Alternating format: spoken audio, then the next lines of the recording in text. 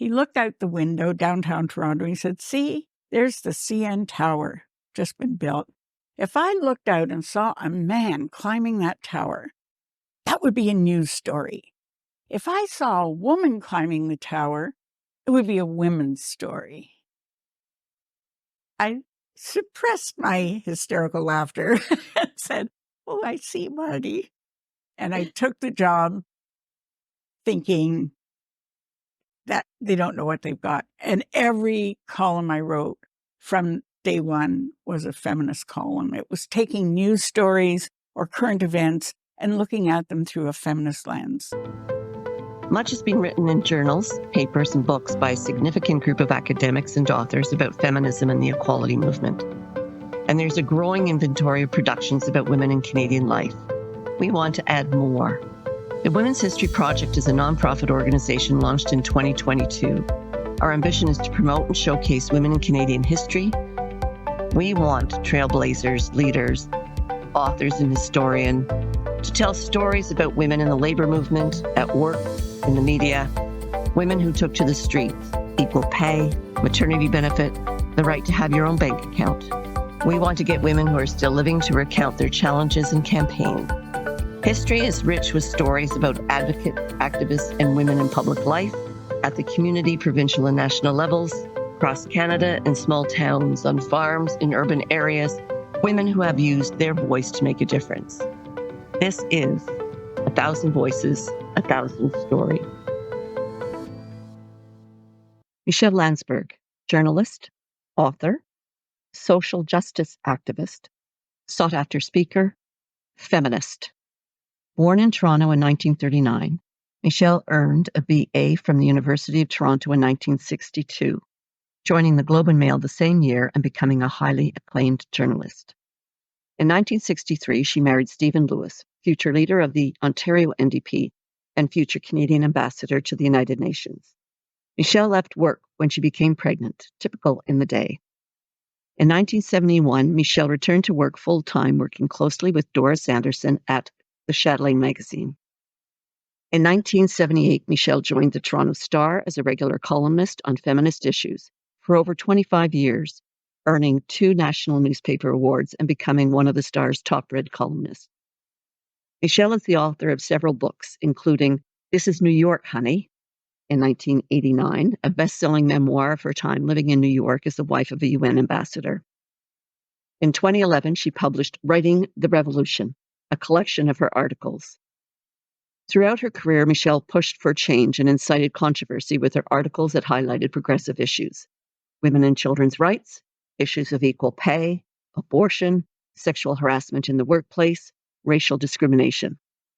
Michele was one of the first journalists to discuss these issues in the public sphere and raising their profile. Michele was awarded the Governor General's Medal in commemoration of the Persons case in 2002 and the Order of Canada in 2006 for being an influential social reformer. And today we're going to be talking to Michele Landsberg. Michele is a renowned, recognized, acknowledged journalist and social justice activist. She has been a regular columnist on feminist issues for all her adult life, for at least 25 years working for the Toronto Star. She's a passionate social critic and voice for women's causes, and you continue to be published and you continue to be an educational speaker. You're still active. Yes. So we're going to begin, and I want to start off with, and I was reading last night, this fabulous book, Writing the Revolution. You've written like 3,000 articles, and you took some of the best here. But what I wanted to do is actually describe, I guess, Constance Backhouse described you in the foreword, and it says you are the voice for those without a voice and a beacon of hope. So this is a conversation about your life. The personal is political, and your work at one of Canada's your work as Canada's most prominent feminist journalist. But we want to start at the beginning. Tell viewers and listeners about your earliest influences and a little bit about that early journey. I think really what was formative was the extreme conventionality of my upbringing and of everyone's upbringing. I was born in 1939, so I was a kid during the later years of the war, my earliest years, and in the 50s, a terrible decade for girls and women. For example, as a little child with a brother with whom I was very close, 1 year older than I, his life was completely different from mine. He could play outside after dinner. Girls couldn't play outside after dinner. Don't know why, but dangerous or something. And girls had to help with the dishes while the boys went to play. And girls had to be responsible for their brother's well-being. Even though I was younger, I got blamed if my brother did something naughty. Why weren't you watching him? So from the earliest time, it was unequal and unfair. My mother was the sweetest, gentlest woman in the world, so I don't want to give the impression that it was harsh or horrible, but it was different. My upbringing was different from my brother's, and we were so close in age and in everything else that it was notable. So even as a young child, I began to notice. By the time I was about 10 or 11, I was really bothered by these things. And I remember I used to write. I was always a writer. I wanted to be a writer. And I wrote from the time I was about 4. So by the time I was about 10 or 11, I was writing essays to myself, not for anyone else. And I remember writing an essay on the universal use of the pronoun he. Why do they say he when they mean me and the other girls? Why don't they say she instead? Well, he includes she, they would say. Well, she includes he. I mean, I had this whole argument about how that he erased me, and I was angry about it. And I went from there. Language was so vital to me, so important. I loved writing. I loved thinking about language. So language was my entry into this whole debate. So you were very literal. And Yeah. and you sort of knew what was coming down the pipe.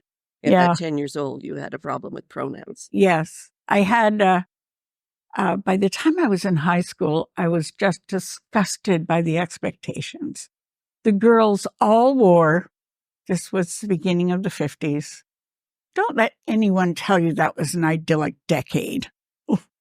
The girls all wore saddle shoes, pleated skirts, blouses with Peter Pan collars and cardigans, and I refused to dress in that conventional way. I borrowed, they didn't make jeans for girls at that time, certainly not in Toronto. I stole my brother's jeans and wore them to school.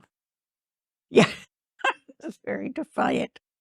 Not only that, but when I was sent to the principal's office, and this was a man I really looked down on because he made the morning announcements and he was always making grammar mistakes, which just enraged me. But anyhow. So precocious child.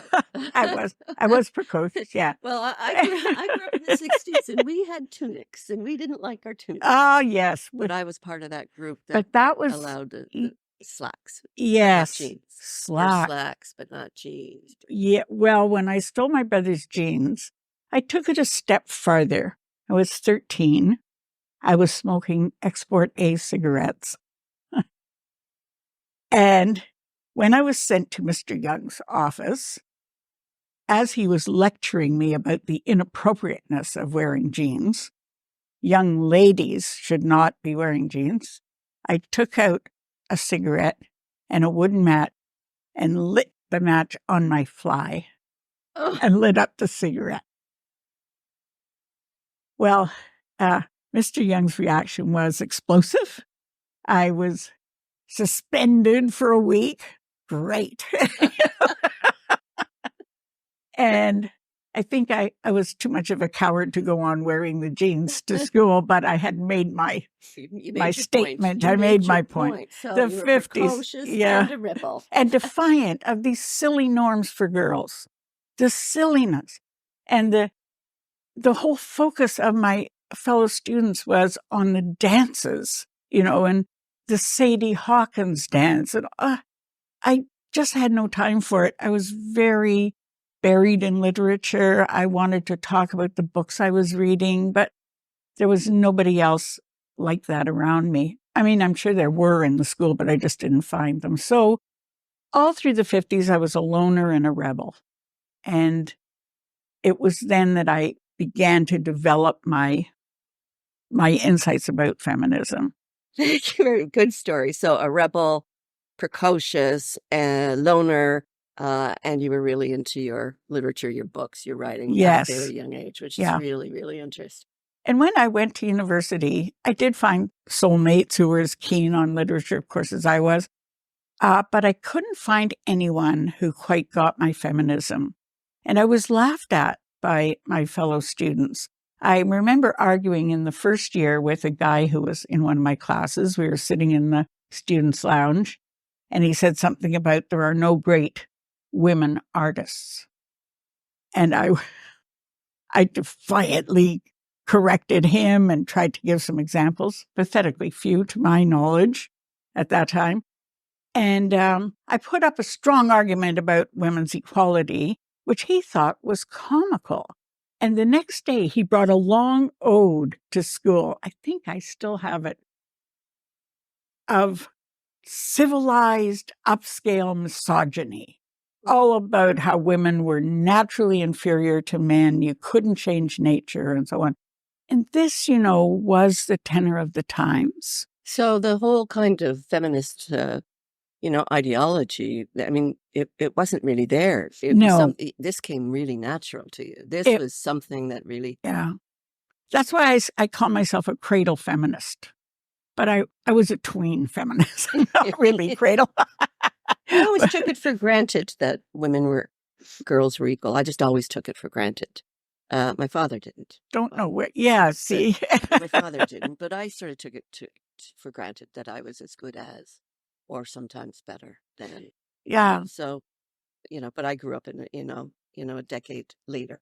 That was a dramatically different decade. Yeah, yes, it was. It was. And we'll get to some of that because that's when you really became really very, very active. Yes. So you went to university and you fought against the norms there. And then after university, you started with the Globe and Mail. Yes.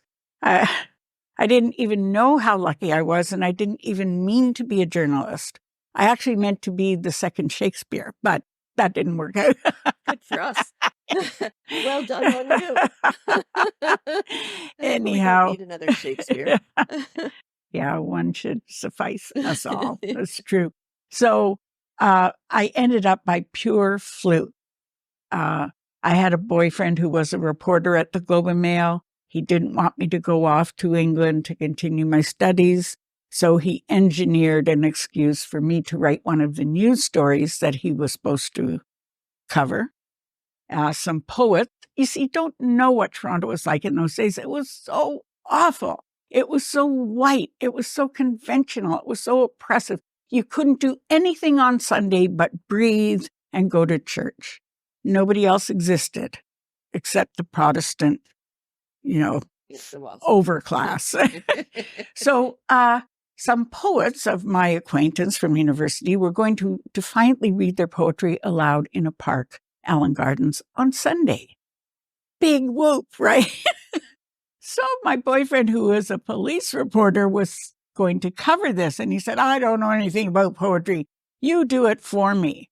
Well, I don't know anything about journalism, but I could write. So I covered it, wrote a little story about it. He handed it in to his editors and persuaded them to hire me. Hence, I became a journalist. Your byline, not his. Oh, yeah. Okay. No. I think it was his. I can't even remember. That didn't signify to me at the time. You got a job at the Globe. I did.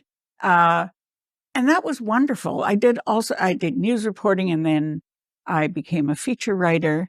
I was assigned to the women's department at that point when I became a feature writer, and I was reluctant, but there was a wonderful editor there, Olive Dickinson, who later in life became a renowned scholar on Métis and Indigenous history.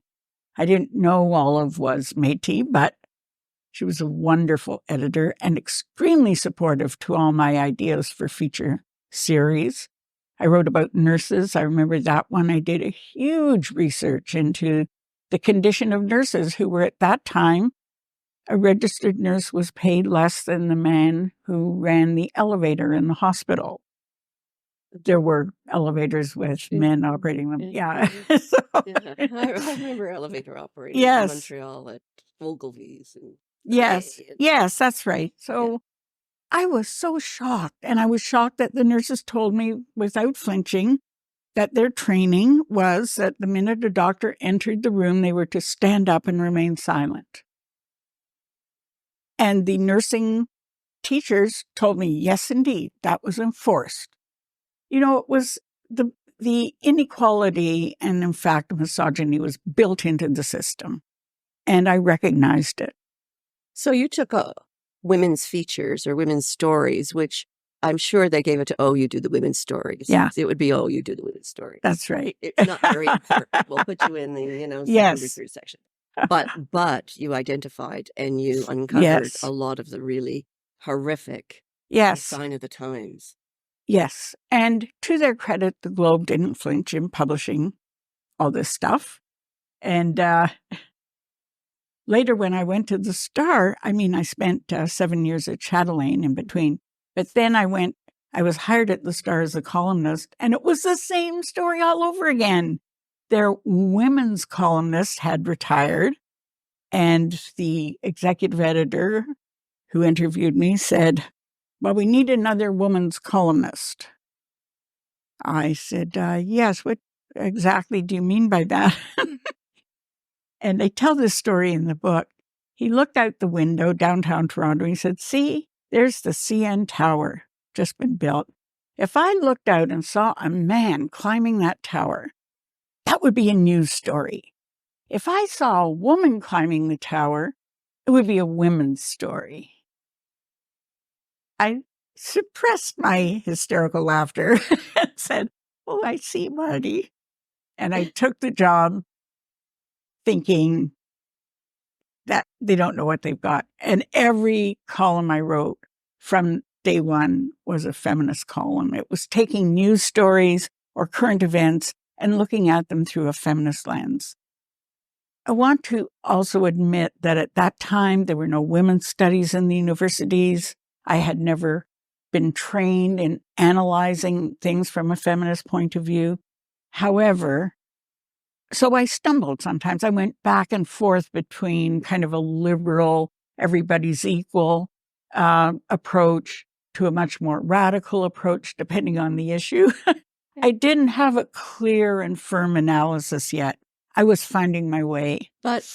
But it was instinctive, intuitive. Yeah. Yes. And what it did was teach everybody that came along after you that these are important issues. Yes. And then to, widen the audience and get women and men. Yes. Talking about these. That's right. These inequalities, the bias, discrimination. Yes. Yes. So after the ad hocers and the charter, the section 15, section 28 goes into the Constitution.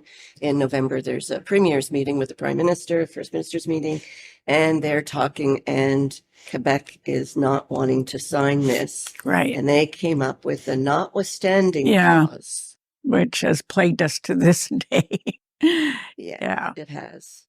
Yeah. Yes. And so the endless charter fight. Then there was Meech Lake and the Charlottetown Accord. I hated all that stuff. The language was so bureaucratic and you had to plow through these documents. But as a journalist, I had to do it. So. But the other interesting point was, because those were the days that I was getting politically active, and I did not support Meech Lake or the Charlottetown Agreement. But I had always believed that Canadians were sophisticated and knowledgeable enough that when they had the referendum on the Charlottetown Agreement, I knew that the no side would win. I knew that Brian Mulroney would never get this passed because as dense as it was, people actually understood the importance of... Really? I had always had the faith in Canadians that they could understand the public discourse around the Constitution. I'm sure there was a lot of ups and downs, but what spurred you on? If we're talking to young people, we want young people to watch this 1,000 Voices, 1,000 Stories, like what kept you going? Because there would have been some real highs and lows. Something must have spurred you on, and we haven't talked about your family, right? Married to a phenomenal thank you. Public servant and politician. Well, what spurred me on was my ideals. Ideals I shared with my husband. He came along with my feminism. He didn't have it initially, particularly, but he was an egalitarian. And of all the men I had dated, he was the only egalitarian, so I married. And you married quite young. I was 23, and that was regarded as an old maid. Oh. Yes. Girls were expected to marry around 18, first baby by 21. And my mother worried. I would overhear her talking with my brother. She's going to be an old maid, I wasn't the least bit interested in getting married. Stephen had to talk me into it. I didn't believe in marriage as an institution. But what a great partnership. I mean, he would have been so interesting. Yes. Dinner conversations. Exactly. Trying to spur on these ideas. Oh, yes. And he made me laugh. He was so witty and funny. His use of language was marvelous. Yeah, we had wonderful conversations. I learned so much from him politically, and he learned so much from me about feminism. As I was working out the issues, I mean, really, I was so lucky. I was writing, when I came to the Star, 5 columns a week. No help, no secretary or anything like that. And I did a lot of research for my columns. So I said to the editor, who can do this? I had 3 small kids at home and no help. So you can imagine how crazy it was. I would be researching all day, interviewing people, running around town, and then write all night. Wow. So the editor said, well, write an easy column a few times a week, funny stuff about your family. Okay, fine. I did that, and it was fun to do that. But I was really spurred on. There was so much injustice all around me every day, especially in the courts. The courts were a nightmare for women. I watched terrible cases, like a woman brutally murdered in front of her 2 small children by a husband who had boasted for weeks at his job that he was going to kill her with this knife that he was sharpening. And he did kill her with that knife. The evidence was all over the place. Blood, fingerprint, everything. And he was acquitted because the defense portrayed the victim as a sexy broad. So she deserved it. She had flirted with someone. It was okay to murder a woman if she flirted with someone else. Not that she did, but that was their hooked up evidence. So that kind of hideous injustice. And then I guess he was Solicitor General or something like that in the provincial government, refused to appeal that verdict. He's now a distinguished judge. And there's so many on the bench who are like that still. They've never been shaken out of their racism or their misogyny. No one's ever forced them to. We used to agitate for judges' education. They made it voluntary. Yes, they did. But in your book, you go through a lot of the change that happened in your lifetime with women lawyers and women judges, and then it became a critical mass, and now the Supreme Court.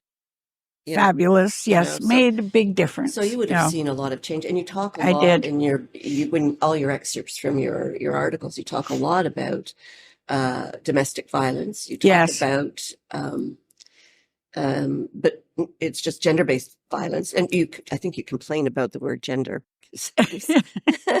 Yes, it sort of takes away the woman part out of it. Yes, it does. Yeah, same as rape became sexual assault. Another thing that kind of bothered me. But this was one of your causes. Yes. Yeah. The violence against women. Yes, it was. It was so endemic. It's still endemic. It's just been declared an epidemic all these decades later. And the justice system is not equipped to handle it. Many of the judges and criminal lawyers are relying on old misogynist tropes to this day. So that has improved a bit over the years. It was so blatant and so ugly back in the 70s and 80s, but it has improved. Never quite enough. But for, the whole kind of women's movement has also dramatically changed since. Yes. And certainly with the Me Too movement. So you were writing before computers. So yes. So you would have done all of this writing about all of these issues. Yeah. And then there's the Me Too movement and social media movements now. Yes. That really call out people. That's right. Really spotlight the issues in yes. a way that. Yeah. But on the other hand, there's now more cyber violence. There's more insidious. Yes. There's more insidious hatred. Yeah. Yeah. It's really sad. And I feel, despite Me Too, which was a great boost, and the Women's March, I feel we have regressed terribly because of social media. There's so much hatred and misinformation spread. It's very dangerous.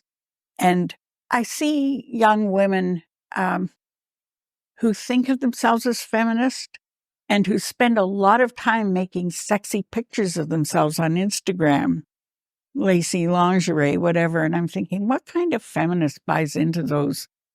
We all do to some extent in our clothing, our demeanor, our speech. Of course, we do fit into feminine stereotypes to some degree. But to go to such lengths to promote anti-feminist stereotypes really bothers me. But it's a young generation, and I'm not in their shoes. So, but that's why these stories are really important. Yeah. That's what, we didn't get here by accident. Yeah. But still, they don't know, or some of my young colleagues still don't know how we got here or don't care how we got here. Yeah. And I want to say, but, there was a big fight. There was a long struggle. There was a lot of great women. And not just the big women that everybody knows about. So it's many. The women in the communities. The women who started shelters. Yes. Oh, my God. I'm going to do a wonderful women. Shelters. I'm going to do a story on women's shelters. And the abortion march. Oh, the abortion caravan. Oh, yes. That's what I meant, the caravan. Yes, it was fantastic. Fantastic, the energy. And that's another thing that kept me going. I was part of a movement. There were things happening all the time, big meetings. Judy Rebick at the Status of Women, not the official Status of Women, our own Status of Women, NAC, National Action Committee on the Status of Women. Big, wonderful conferences where people were energized to go out and protest this or fix that. Yeah, there was a lot of energy and camaraderie. And I was also buoyed by the fact I began writing my column in the Star in 1978. I was immediately flooded with letters, handwritten letters that came in envelopes. Also the only kind of letters. Women from all over Ontario saying, I love you. That's why I have the temerity to say, to some degree, I was a voice for women who didn't have a platform, didn't have a public position. They wrote me with their stories. I was very early on the scene with the sexual harassment story, a story that a woman who worked on an army base and was brutally sexually exploited by her commander. I was the first to tell her story in the national news, and it went all the way to the Supreme Court. I really helped advance the concepts. And one way I did it was, these were new concepts. The first time a book about sexual harassment crossed my desk, I thought, sexual harassment? What now? Oh, for goodness sakes, what nonsense. I resisted a lot of those ideas. Started reading the book and I thought, my God, that's just what happens to all of us. So, I brought those discoveries into my column, and I was careful not to be Miss Know-It-All. I would start by admitting that I had resisted this concept, that it was a difficult one. The same with incest. Nobody believed that incest existed. Well, the false memory syndrome. Oh, that was a terrible era. And yes, nobody, it was nothing, maybe a few hillbillies, one of my editors said, down south, And I first wrote about it in the Globe and Mail when I was very young, and I was sent to interview the head of the Children's Aid Society about interracial adoptions. And 5 minutes into the interview, he said, "Never mind race. Just you tell me, what am I going to do with all those little girls? Take them out of their homes?" I said, "What little girls?" He said, "All over Ontario, I have children being sexually assaulted by their fathers. What am I to do with them? You write about this. I'll give you facts and figures." Wow. That's when the editor in the newsroom said, "Oh, maybe a few hillbillies," and I never got to write that story. But that story haunted me. And later, when I had the freedom to write about it in Chatelaine and then the Star, I did. I often think of that terrible time lapse when nobody wrote about it. You see, that's what's really interesting. You're making issues that some people only think of as concepts because it hasn't happened to them. Yes. And young people, because, a lot of young people now some lead very charmed lives. Others, there's other issues. Yeah. There's more economic issues. Yes. There's. I want to get to that too. Yes. There's bigger struggles on the economic side. But you brought the stories. You told stories. Yes. You showed people that this was real, and it was backed up by some empirical evidence. Yes, and that's the task of journalism, to make people hear and understand and feel what's somewhat abstract in the news, make them feel it, make them care about it. And it's not that long ago. So we're talking about, women who are in their late 30s, early 40s, or some of them, could be in their 20s and it happened to their grandmother. Mm-hmm. So, because their grandmothers can be quite young now. Right. So you say. Yeah. So, it's just to think about your mother's life or, Yeah. I was told by a therapist that, men don't sexually abuse their grandchildren. They typically start with their daughters before they get to their granddaughters. Yes, that's really a pattern. So then I started looking at my mother differently.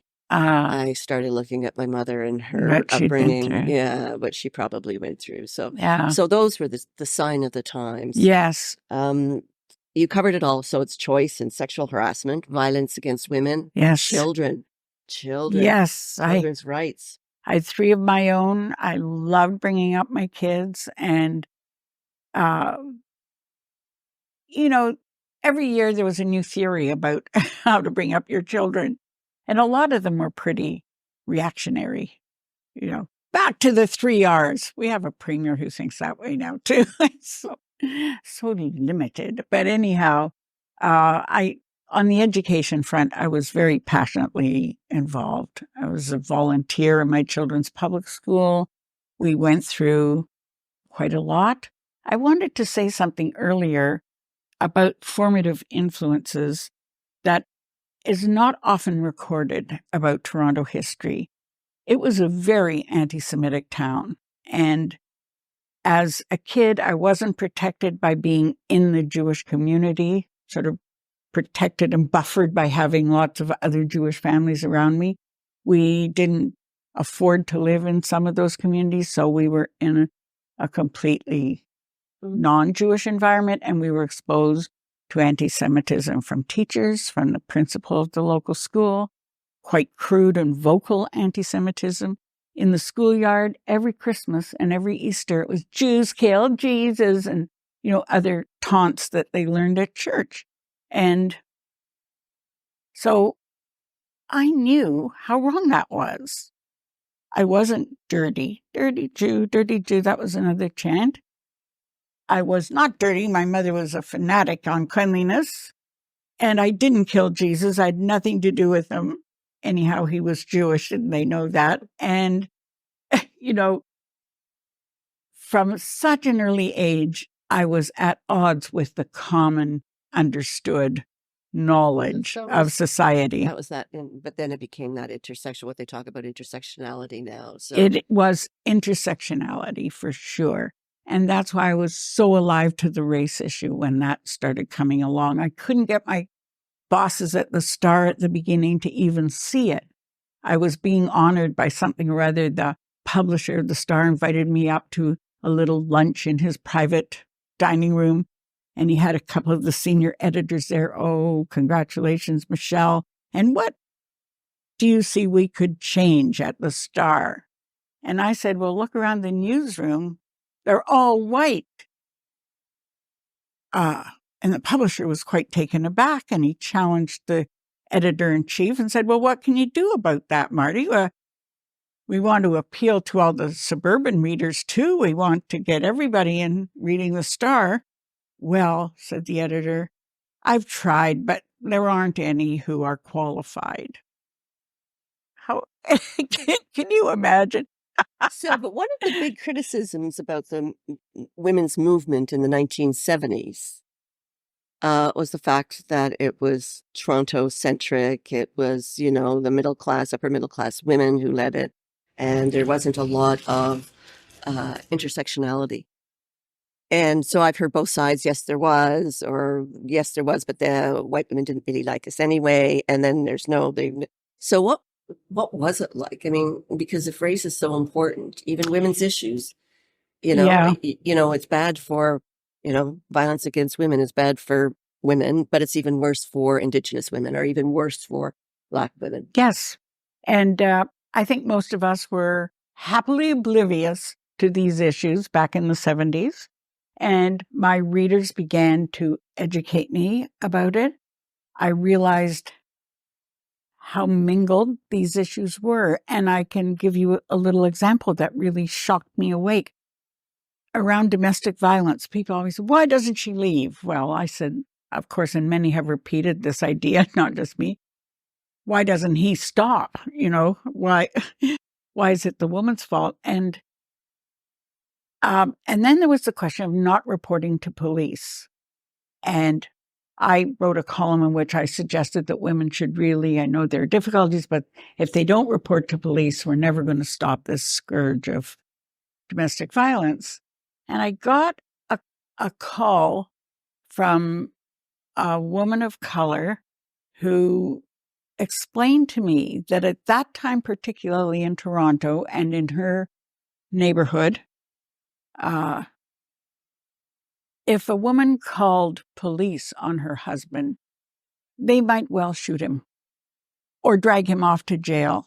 It would be severe, harsh consequences just because of police bigotry. I was stunned that I hadn't even recognized that imbalance, that inequality. And that really made me pay attention on every issue. Well, what's the question for women of color here? And I began to educate myself a bit. And I would deny that the movement was so white and so middle class. I can remember lots of working class women that I was proud to know in the movement. Union women were tremendous. And there were Black women that I knew. Maybe there should have been a lot more. But believe me, as we scrambled around, we weren't out there recruiting and looking for who qualified to be a member. It was ad hoc. It was loosey-goosey. Whoever wanted to come to the meeting came. And we didn't have the resources to go out searching for people who ought to be there. So yes, maybe there ought to be more. But I remember when Gloria Steinem came to Toronto to give a speech in the late 70s, she brought Florence Kennedy, the wonderful lawyer, with her, Black woman, and they had equal space on the platform. And I realized that Gloria was doing this deliberately. Everywhere she went, she had a wonderful Black feminist with her. And that was the late 70s. I don't think the movement was always racist. We could have all done better, for sure. But then also you were better informed, and I would expect that when you talked about any issues, you did ask that question. How is it for I did try. I have lots of lapses for sure. I had a saying that I developed as I wrote the column: nobody gets a free pass out of the culture. We were all brought up in the same culture. And it's a lifelong work to undo those preconceptions. And I was certainly no exception. I had to work at every one of them. I remember when incest, I had tried to deal with it at the Globe when I was 23. Now it came up again. A woman in the States had written the very first book about being an incest survivor. She came up to Toronto and none of the book people would interview her. The publisher phoned me and said, please, would you do something? Nobody wanted to touch this subject.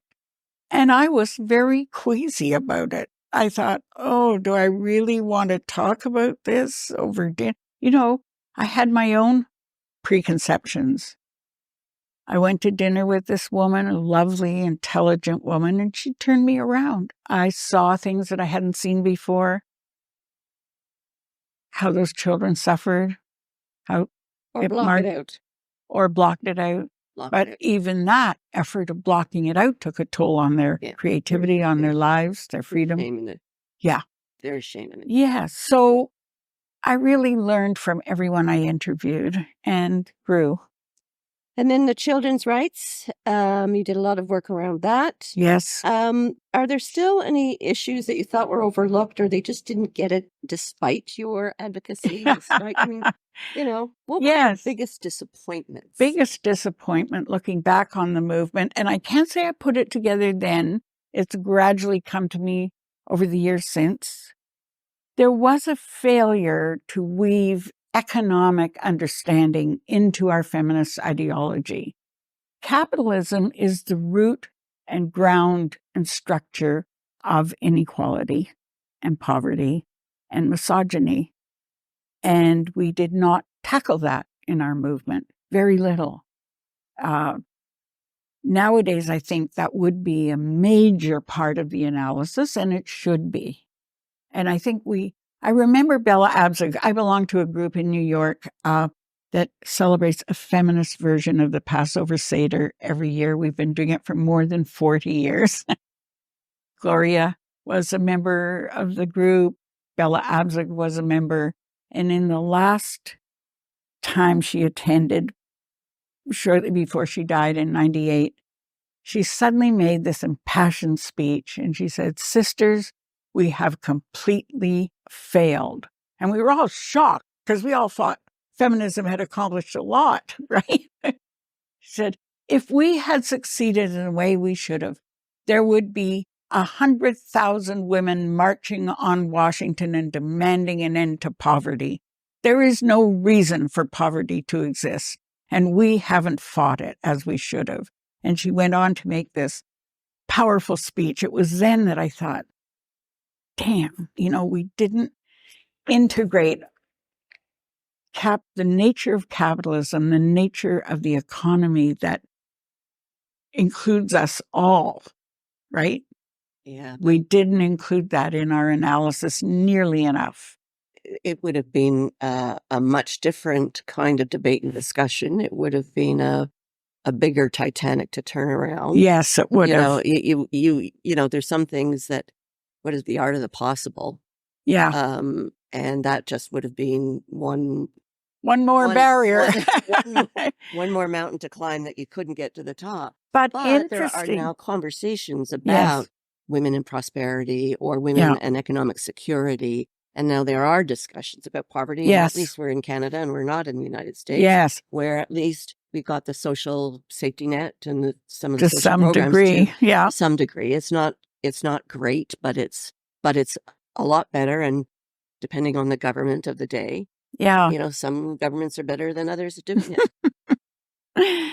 Yes, indeed. I think trying to get out of a capitalist system would be just very difficult. But very difficult. I will point to the fact that thanks to the climate change protesters, they have brought capitalism into the conversation in a very serious and profound way. And we can see how race and feminism, all these things are part of that conversation and intertwined. And so many things that women got blamed for, or we blamed, the children's aid for not giving enough money to the children, or, they were part of the whole economic structure. And we didn't tackle that bigger picture. And partly because women of those era, very few undertook the study of economics and finance. We didn't understand it or care about it, so we didn't see the bigger picture. Wish we had. That's a regret. But we now have, interestingly, at this point in time, a government that has, the cabinet is half women, as opposed to one or two back in the 70s and 80s. A lot of the women are in economic portfolios, including, Chrystia Freeland, but they are now holding onto some of those really substantive positions. They're no longer just doing status of women or consumer and corporate affairs. Yes. They've got. Yes, that's right. And I remember Monique Bejean talking to me about what she tried to do as Minister of National Revenue. Yes. And trying to bring in like the child tax. Yes. So I remember her talking to me about that. So it's not great, but women are now better placed. Well, that's true, but it's having half the cabinet be women is important symbolically. I'm not sure all of them are feminists. Having a woman in power doesn't interest me. Having a feminist in power is what I care about. And a woman in power is no different from a man in power. Part of the establishment, same economic interests, same culture, same background. If she's a feminist, she's analyzing all that and able to reject some of it. But if she's not a feminist, what good does it do the rest of us to have her have a position of power? So, and even like Barack Obama, at the end of his time, had he materially changed things for Black people in America? I don't think so. I don't think he even touched that issue or got close to the issue of poverty, despite the health plan. That was important. But, they haven't talked just having a symbolic person doesn't change things. It's part of the plan, but it's... So the part of the biggest disappointment is bringing in those economic issues and making them... Yes. A little bit more feminist, a little bit more... That's interesting. Yeah. That's really interesting. I want to talk a little bit, and then we're going to close shortly. You married Stephen. We talked a little bit about Stephen, and so not only was he leader of the NDP, but of course, then he went off to New York. Yes. And you lived in New York. Oh, that was so great. This is New York, honey. Thank you, Brian Mulrooney.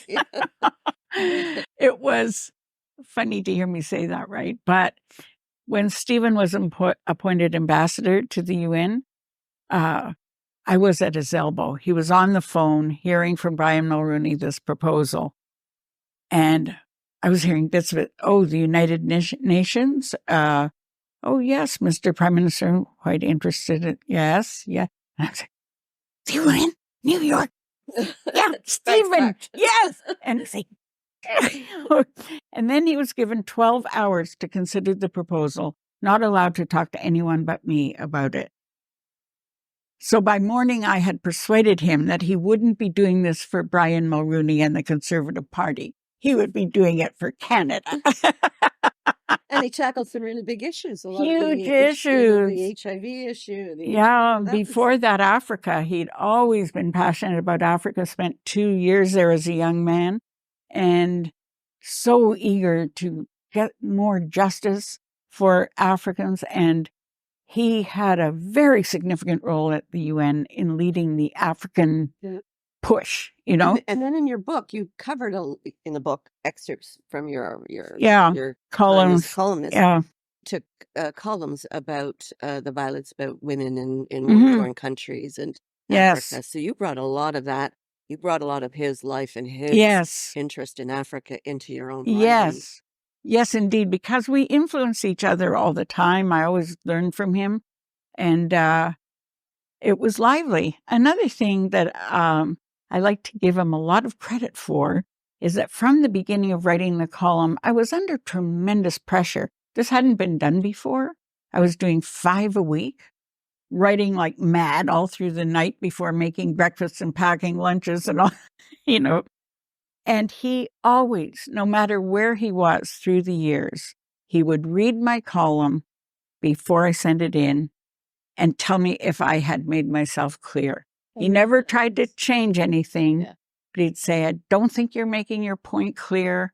Try again. You know, it was so supportive.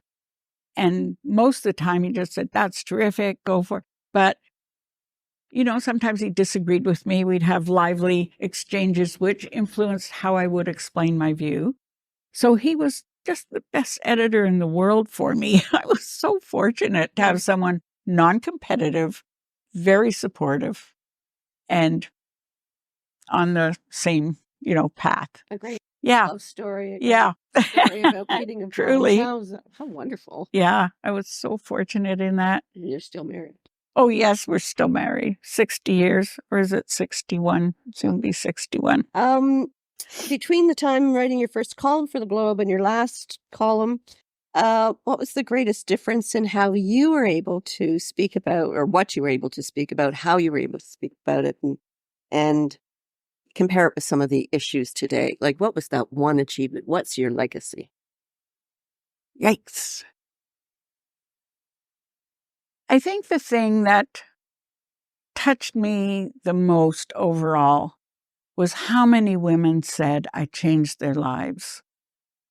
I'm 85. I still get women coming up to me on the street now and then saying, you're Michele, aren't you? You changed my life. Whether I wrote about a nursing school for older women that they hadn't known about, or incest, or possibilities of getting out of a violent marriage, how to do it. You know, the fact that I touched the readers' lives so that they could change in some way, that's an amazing privilege. Just amazing. I felt I landed in the luckiest job on earth, really. I could write about stuff I cared about for my whole life, and I did. Well, now I have the luckiest job in life because I get to interview people. And then the last question is going to be, what would you tell your younger self? If you have to do it all over again, is there a shortcut? What would you tell your younger self? Yeah. I know what I tell myself. Really? Yeah, do it faster. Do it faster. Be louder. Be louder. Be louder, do it faster. I think I was as loud as I could possibly be. I would say learn more. I should have learned more about economics and the world situation and understood the bigger context that shaped us all into these silly stereotypical roles that men and women have inherited, you know. I think learning more would have been wonderful. When I was 40, I had begun writing. I'd been writing furiously for a couple of years at the Star, and I applied for a Massey Fellowship. Mm-hmm. I needed to learn more. I felt that. I wanted to spend a year learning economics, whatever. And I was turned down for it on the grounds that I was too old at 40. It was meant for young people. I explained to the person who was in charge of it, who called me, I said, women have a different trajectory. We take some years out to raise the children, so we're a bit later getting to these things. No, that didn't matter. So I didn't get that year to study. I regret that. But now we think that 70 is the new 40. Yes. And 85 is the new something or other.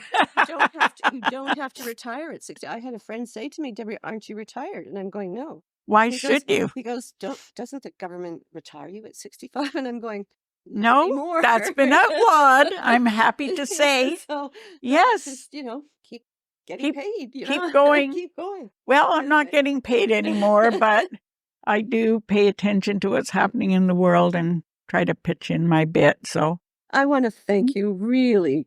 I want to thank you so much for this. As I say, I have the luckiest job because I get to interview people like you. Thank you, Deborah. That's made me a much better person. Thank you. You're so welcome. Thank you, Deborah.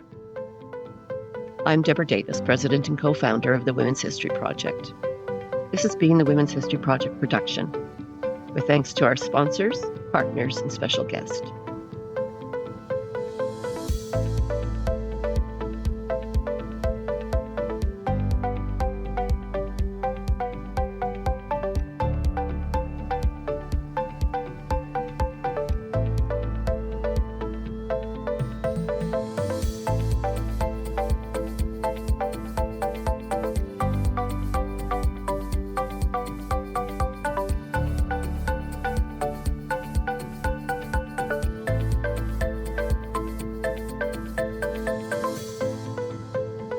Please like us, follow us, subscribe, and share. You can find out more about our first season of 1,000 Voices, 1,000 Stories on our website, www.womenshistoryproject.ca.